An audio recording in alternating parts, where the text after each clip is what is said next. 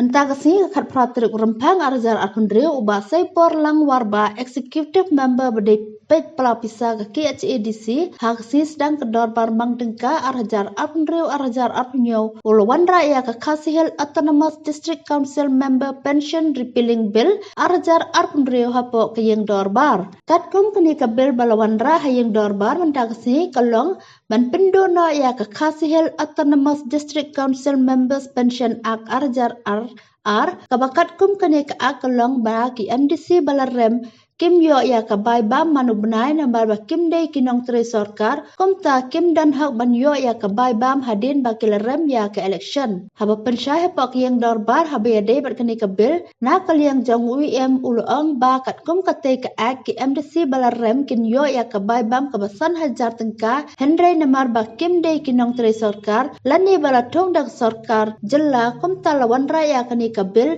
ban pendu no ya kene ka ak ya ka ai ka bagade ban siu ka KHADC kan sa siu kat kum ka jingdan ka pisah unong yalam kaliang persya ubat Tito Starwell Khan ula penpau ya ka jengkershan ka jong u ya kene ka bil baru ang pawat ha ka por ka jinglang CM ka jong u ula dan ka jeng perkhat ban pendu no ya kene ka ain namar ka kta ya ka plating ka jong ka district council Ulang baula ai ke jengkersan habaya de bakani kabel ban pendo no ban siu bai bam ya ke MDC ke balarem namar man kla ka election kindan bej arpusan ngot ke barem.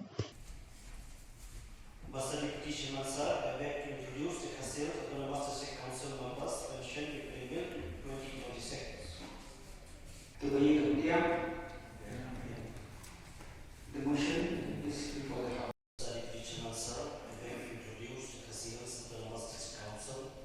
Members pension implemented 2026. In pursuant of Rule 72(1), the Assam Meghalaya Autonomous District Constitution is Council Rule 1951. As amended, the following bill proposed to be introduced in council session is hereby published together with a statement of object and reason thereof. The Khasi Hills Autonomous District Council members pension Bill 2026.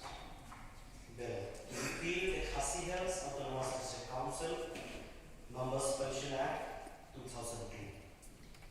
Whereas it is expedient to repeal the Khasi Hills Autonomous District Council Members Pension Act 2002. Now therefore be it enacted in the 77th year of the Republic of India as proposed. Short title and commencement. 1. This act may be called the Khasi Hills Autonomous District Council Members Pension Repealing Act 2026. 2. It shall come into force on such date and such effect as the executive committee may, by notification, appoint, repeal, and sedate. 1.